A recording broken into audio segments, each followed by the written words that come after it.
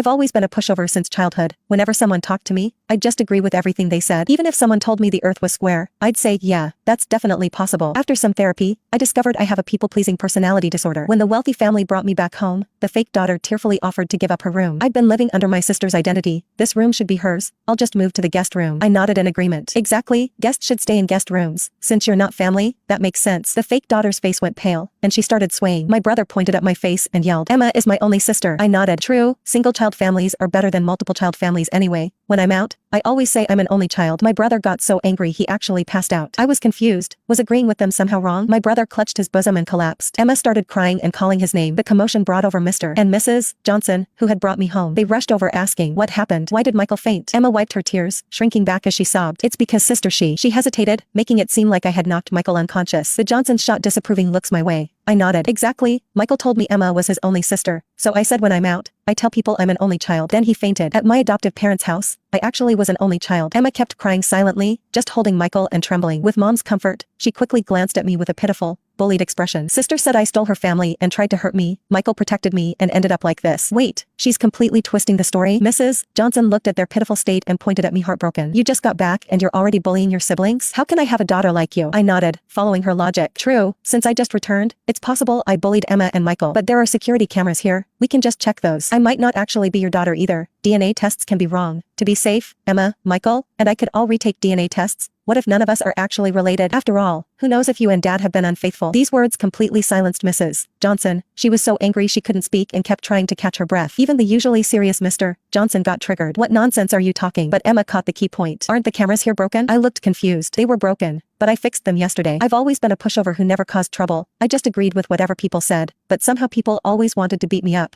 To protect myself, I installed lots of cameras at home. When someone wanted to hit me, I'd just pull up the footage and they'd back down. So the first thing I did when I returned to the Johnson house was have someone check their security system and install cameras everywhere. 360-degree coverage with no blind spots. Mr. and Mrs. Johnson were puzzled when I called someone to check the cameras. When they learned I used to get beaten as a child and had trauma, they felt sorry for me and let me install them. Emma was out shopping at the time, so she had no idea. I casually pulled up the footage, turned the volume to maximum, and played it for Mr. and Mrs. Johnson. Emma's passive-aggressive room offer and Michael's mocking of me as a country bumpkin slapped my parents in the face. I zoomed in on the footage, highlighting Emma's sarcasm and Michael's disdain. Mr. and Mrs. Johnson looked embarrassed. Mrs. Johnson cleared her throat. Michael and Emma were wrong here. I'll educate them. But you should have explained when you were wrongly accused. I was speechless and dragged the progress bar forward. My explanation played clearly. Mrs. Johnson looked even more embarrassed, her face turning red. Seeing they weren't talking, I knew they just wanted to sweep this under the rug. I waved my phone showing the DNA test appointment screen. I already booked the DNA test. Should we still go? Mom forced a smile. That's not necessary. I tilted my head, confused. We should still do